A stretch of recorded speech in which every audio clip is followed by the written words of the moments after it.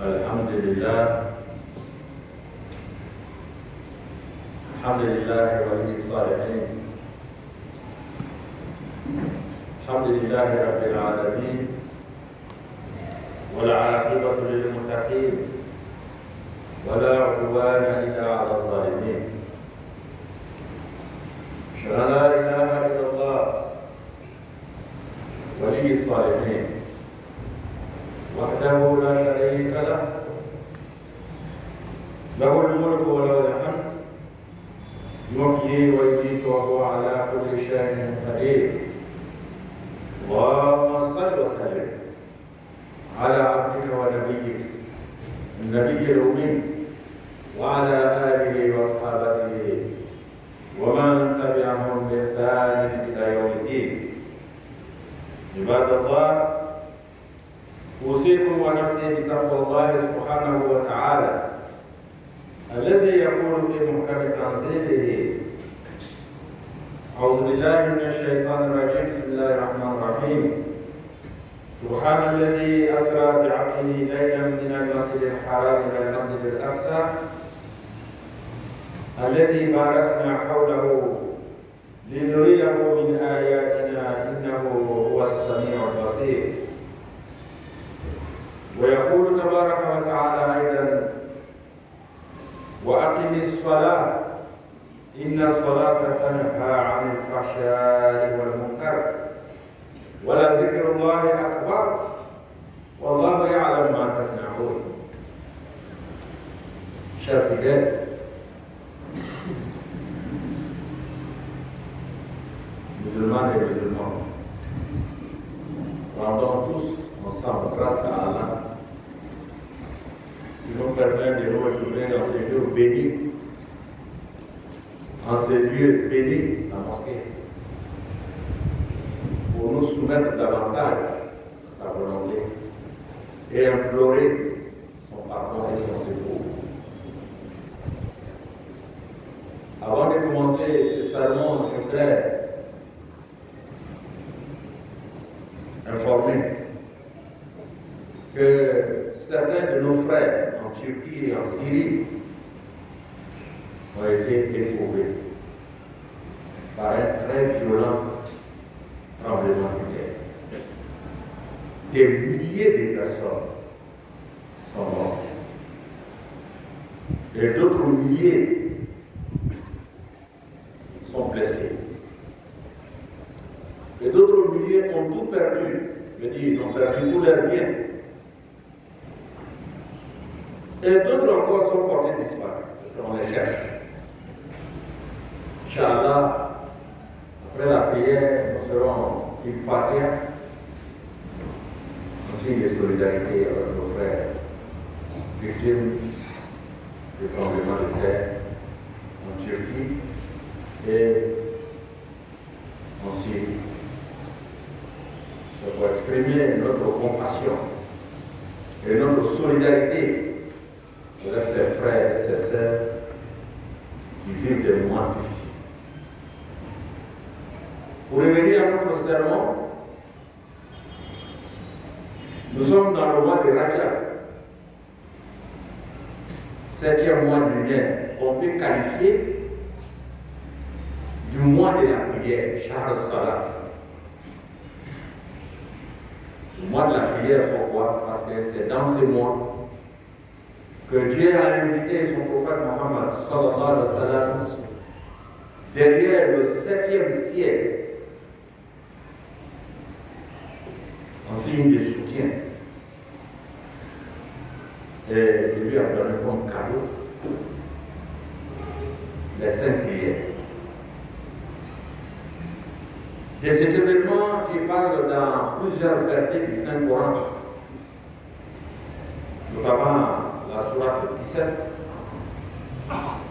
le voyage nocturne à l'Isra, où Dieu dit dans le premier verset: Subhanallazi asra bi 'abdihi laylan min al-masjid al-haram ila al-masjid al-aqsa. Purité à Dieu qui a fait voyager son serviteur, le prophète Muhammad sallallahu alayhi wa sallam, la nuit de la Mecque à Jérusalem et de Jérusalem au ciel. Donc le voyage nocturne du prophète Mohammed sallallahu alayhi wa sallam est en fait deux voyages. Un voyage terrestre de la Mecque à Jérusalem. Et à partir de la mosquée sainte de Jérusalem, le prophète a fait l'ascension vers le ciel. Avant, les gens se posaient beaucoup de questions, est-ce possible? Mais aujourd'hui, quand les êtres humains sont arrivés à calculer la vitesse de la lumière, on ne peut plus s'étonner que Dieu, qui a créé la nature, ce que nous appelons la nature, mais qu'on appelle normalement la créature, et que Dieu qui a mis les règles de fonctionnement de sa créature, puisse en même temps les dominer et changer les règles que lui-même il a mis dans la créature. Donc le prophète Mohammed, dans un mois comme celui-là, le mois de Rajab, et la plupart des ulémas disent que c'est le 27e jour, c'est-à-dire que le vendredi prochain, on sera le 26 Rajab. C'est pourquoi nous parlons de cet événement aujourd'hui. Le vendredi prochain, on sera 26 Rajab. Donc dès que le soleil va se coucher, on va rentrer dans la période du voyage nocturne.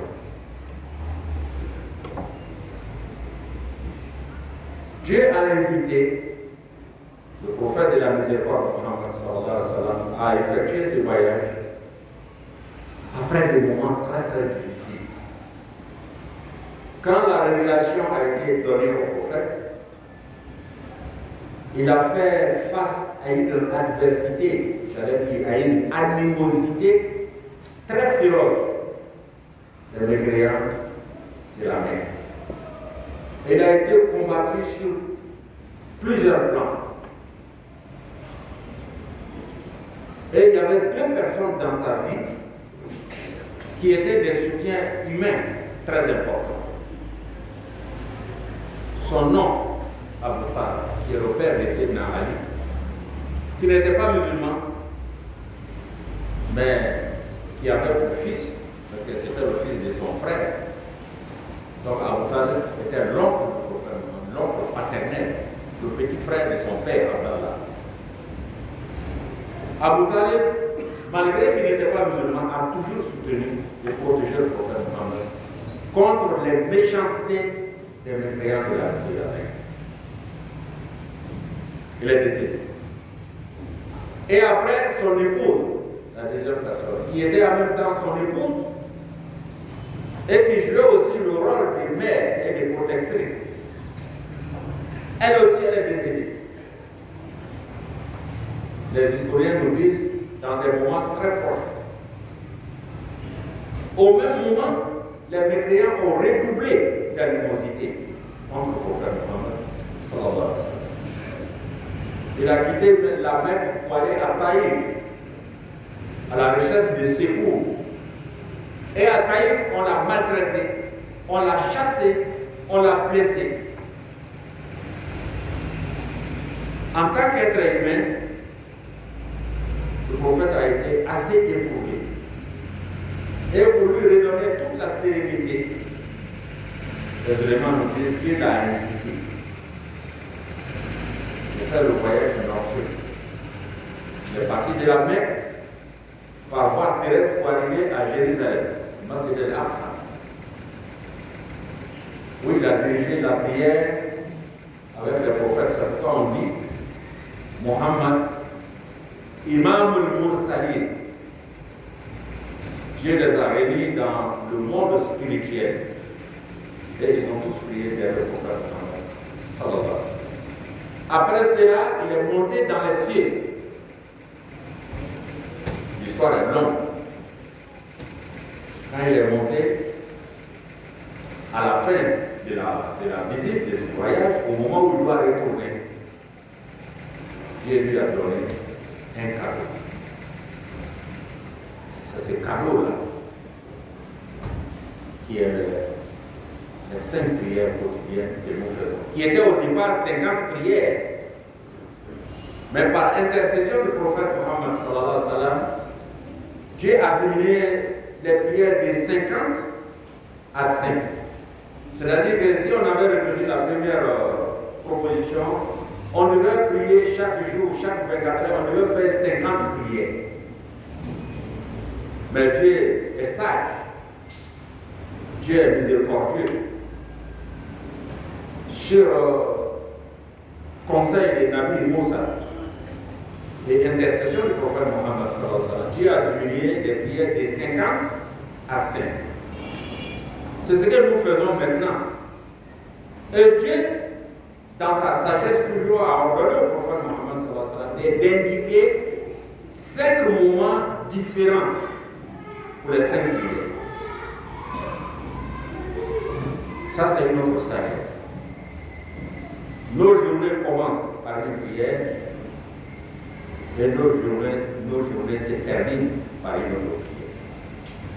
Quand on se lève le matin, l'une des premières choses à faire, c'est de prier. Au milieu de la journée, on prie. Au milieu de l'après-midi, on prie. Au coucher du soleil, on prie. Quand on finit nos activités, normalement, on prie. Mais pourquoi Dieu, pour donner les autres piliers de l'islam, a envoyé l'ange Gabriel, alayhi salam, pour venir enseigner cela au prophète sur la terre. Mais quant à la prière, Dieu a voulu inviter le prophète pour aller lui enseigner, pour aller lui donner lui-même ses cadeaux, sans intermédiaire. C'est parce que la prière est importante dans notre communauté, dans notre religion. C'est pourquoi Dieu dit dans Surat 29, l'araignée, Surat Al-Ankabut, il dit wa aqimis salat, accomplis la prière. Je n'ai pas dit faire la prière. Accomplis la prière. C'est-à-dire faire la prière correctement. Wa aqimis salat. Accomplis la prière. Et le verset continue. Inna salat, car la prière tanha anil fahsha'i wal munkar. Et la prière va vous protéger, va vous empêcher de commettre les actes que Dieu n'aime pas. Wala zikrullahi akbar. Mais ce qui est plus important que votre protection contre les méfaits de Satan, ce qui est le plus important, wala zikrullahi akbar. Mais le fait que vous allez à l'occasion de chaque prière vous souvenir d'Allah est encore plus important que le premier objectif, qui est que la prière va vous protéger contre les méfaits, contre les œuvres de Satan. Wala zikrullahi akbar. Le rappel de Dieu, le fait de ne pas oublier Allah subhanahu wa ta'ala est plus important. Wallahu ya'lamu ma tasna'un. Dieu sait tout ce que vous faites. Pour expliquer l'importance du rappel d'Allah, lorsque Dieu a créé notre père Adam, alayhi salam, et notre mère Hawa, alayhi salam, Dieu les a mis dans le paradis. Et Allah leur a dit, mangez tout ce que vous voulez. Vous êtes libres. Vous n'aurez ni faim, ni soif, vous serez logés, vous serez habillés. Vous n'avez qu'à prendre plaisir de tout ce qui est dans ce lieu, sauf cet arbre-là. L'arbre interdit. Dieu leur a dit, ne touchez pas aux fruits de cet arbre. Qu'est-ce qui s'est passé? Ils vivaient tranquillement dans le paradis. On allait être tous nés au paradis là-bas. Personne n'allait venir souffrir sur la terre. Mais Dieu n'a pas donné un moyen, un bien spirituel à notre père Adam et à notre mère Hawa. Et comme il y avait un règlement de compte entre Adam, notre père Adam, et le Satan, dès sa création, Satan a juré de le perdre, de le trahir, de l'induire en erreur. Donc Satan les a rejoints dans le paradis. Et il les a trompés, ils ont mangé l'arbre, le fruit interdit. Et c'est ce qui nous a amenés sur la terre. Le Coran explique cela. Que le Satan est arrivé à tromper notre père Adam et notre mère Hawa, Ève, parce que Adam et Ève n'avaient pas de lien spirituel. Ils ont oublié. C'est pourquoi Dieu dit dans le Coran ici, Wala dhikrullahi akbar. Il dit le rappel de Dieu. C'est rappeler Dieu. Ne pas oublier Dieu est l'acte et le résultat le plus important de la prière. Et c'est ça qui fait la religion. Vous ne tomberez dans les manœuvres de Satan que lorsque vous aurez oublié Dieu. Quand vous mentez, étant conscient que vous êtes en train de mentir, c'est qu'en ce moment précis, vous n'êtes pas conscient de vos responsabilités. Et c'est ainsi tous les actes de désobéissance. Donc le Satan ne possède l'homme, le croyant, que lorsqu'il oublie Dieu. Donc Dieu nous donne un moyen de nous rappeler de Dieu. C'est comme l'ampoule que vous voyez allumée. L'ampoule est reliée à la source de l'énergie qui permet à l'ampoule de s'allumer. Par quoi? Par les fils électriques. Quand vous coupez le fil d'une ampoule, l'ampoule s'éteint. C'est comme ça qu'il faut voir la prière. Les 5 prières que nous faisons sont le fil électrique qui nous lie à la source de l'énergie qui est Dieu et qui permet d'illuminer à nous la lumière de la foi. C'est pour toute cette importance que Allah a invité le prophète Mohammed sallallahu alayhi wa sallam pour aller lui faire les recommandations lui-même concernant la prière. La prière, en dehors de cette importance, nous permet 5 fois par jour de nous faire pardon. Le prophète Mohammed sallallahu alayhi wa sallam a dit que l'exemple de celui qui accomplit les 5 prières, je ne dis pas qu'il fait les 5 prières, mais qui a accompli les 5 prières, il calme tout ça. C'est faire les prières dans les règles fixées et avec l'intention et avec l'humilité. Parce que la prière, quand vous dites Allahu Akbar, vous faites la prière de 3 manières simultanées, c'est-à-dire de 3 manières ensemble, en même temps. Vous allez prononcer des paroles précises. Allahu Akbar, Alhamdulillah Rabbil Alamin. C'est-à-dire quand vous entrez en prière, il y a des paroles précises que vous allez prononcer à des moments précis. Ça, c'est une manière d'accomplir. La deuxième manière, c'est de faire des gestes précis à des moments précis dans la prière. Vous allez vous tenir debout si vous êtes dans les conditions de santé.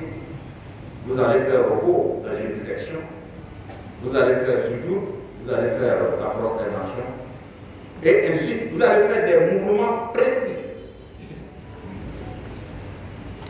En dehors des paroles précises que vous allez prononcer à des moments précis en faisant des gestes précis, ce qui est plus fort que tout ça, c'est que votre cœur doit faire l'ascension spirituelle vers Dieu. C'est pourquoi quand on finit de faire la prière, à la fin, on dit Assalamu alaikum. On le dit une fois ou on dit 2 fois. Il y en a qui disent Assalamu alaikum. C'est comme si la personne venait de gagner le 7e ciel. Quand il a dit Allahu Akbar, il a laissé tout ce qui est sur terre ici et il est monté spirituellement vers son Seigneur. Et quand il finit la prière, comme pour dire à ses semblables sur la terre que je suis revenu, il dit Assalamu alaikum et la paix d'Allah.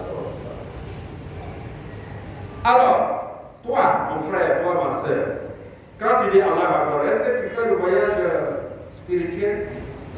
Cela veut dire quoi?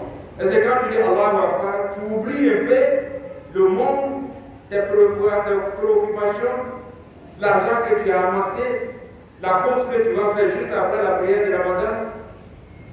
Est-ce que tu arrives à te concentrer sur Allah subhanahu wa ta'ala? C'est là les valeurs, les différentes valeurs, les différents échelles de valeurs des prières des croyants. Il y en a quand il dit Allah Akbar, souvent il ne sait même pas s'il avait 2 ou 3 rakats. Parce que son esprit tourne. Il va penser d'ici, il va penser à Boroko, il est en train de construire une maison là-bas. Il va penser, il va partir demain ou après-demain au Maroc, il a un projet là-bas. Son esprit tourne dans le monde. Donc il n'est pas avec Dieu. Lui, il ne fait pas l'ascension spirituelle. Mais si tu n'as pas fait l'ascension spirituelle, tu auras fait une prière de moindre valeur. Voilà, chers frères et sœurs. C'est pourquoi plus de 80 fois, Dieu parle de l'accomplissement de la prière dans le Seigneur, dans différents versets. C'est pourquoi le prophète Mohammed sallallahu alayhi wa sallam dit que la différence entre un croyant et un non-croyant, c'est de croire et accomplir la prière. C'est vrai, les éléments discutent un peu. Et si quelqu'un croit vraiment que la prière est obligatoire, et puis il ne le fait pas par paresse, lui, il a un compte que Dieu va lui demander. Mais celui qui demande, qui dit que l'histoire de la prière n'est pas vraie, alors il sort de l'islam. Il ne peut pas être un musulman, même s'il est souvent avec les musulmans.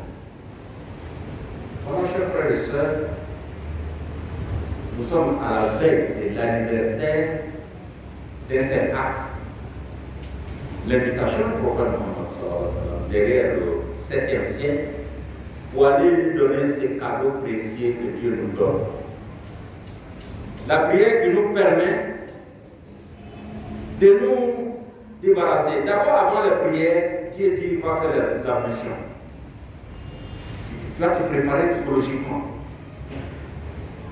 à purifier les parties de ton corps les plus exposées.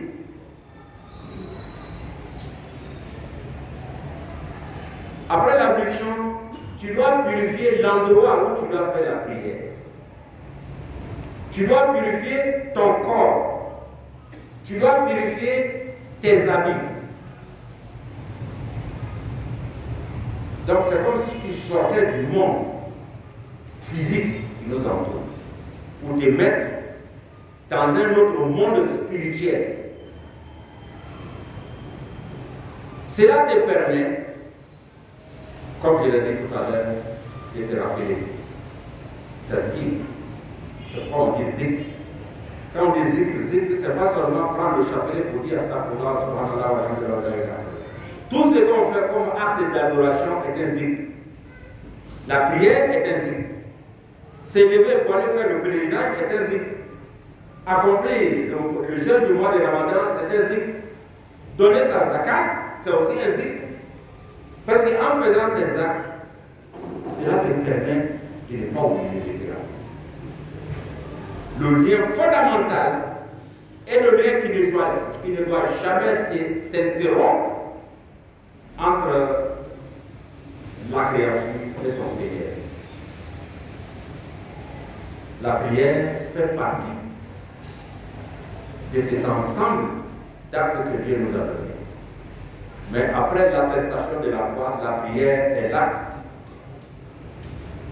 le plus pratiqué, le plus permanent dans la vie du croyant.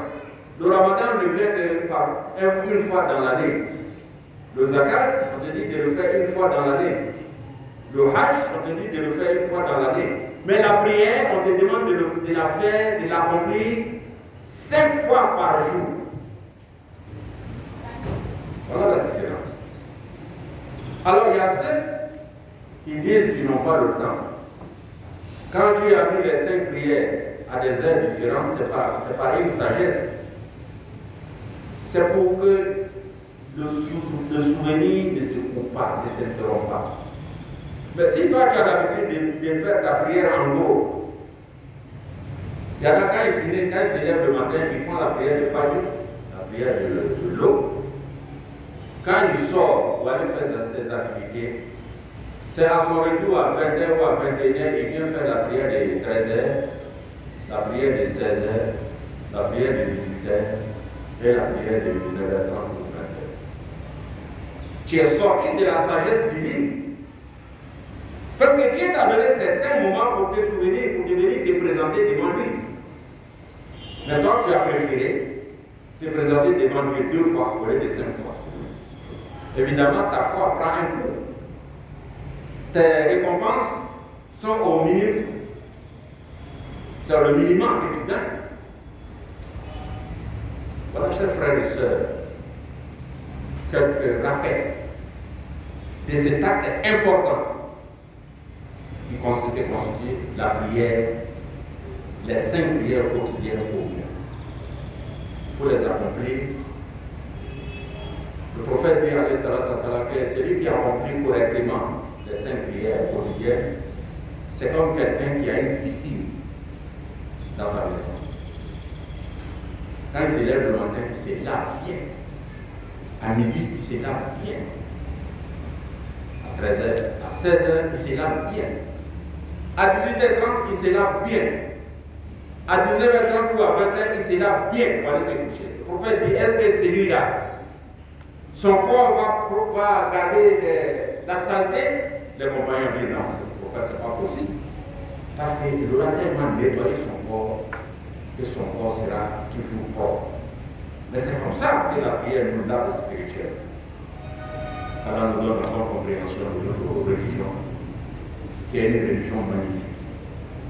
La religion de l'islam, quand nous disons c'est la meilleure des religions, il y en a qui pensent autre chose. Mais non, rien qu'à regarder, à méditer la religion de l'islam, les actes tels que ordonnés par Dieu, tels que pratiqués par le prophète Mohammed, sallallahu alayhi wa sallam, nous permet d'améliorer nos relations avec notre Seigneur, notre relation verticale entre la créature et son Seigneur. Et la pratique correcte de l'islam nous permet d'améliorer nos relations verticales, c'est-à-dire entre nous et notre environnement humain, animal, naturel. La religion musulmane nous permet de vivre en fait dans la paix, et avec la créature et avec le Créateur. Et la prière, la salade, parce que dit la prière n'est même pas la traduction exacte de la salade. La prière, en langue française, n'est pas la bonne traduction du mot salade. Parce qu'une prière a été dite. Mais la prière musulmane, la salade, est dite, pratiquée par des gestes et pensée dans le cœur en même temps. Ces paroles, ces gestes, ces actes spirituels dans l'esprit. C'est les 3 en même temps. Si tu fais une prière à 2 parties, ta prière n'est pas correcte. C'est-à-dire si tu as prononcé toutes les paroles avec un moment précis, avec des gestes précis, que ton cœur, que ton cœur n'était pas avec Dieu, ta prière n'est pas tout à fait correcte. Qu'Allah nous donne la bonne compréhension de notre religion. Le fasse que les prières que nous faisons, qu'Allah les accepte. Pour le cas où il y a. Astaghfirullah alayhi wa sallam. Astaghfirullah.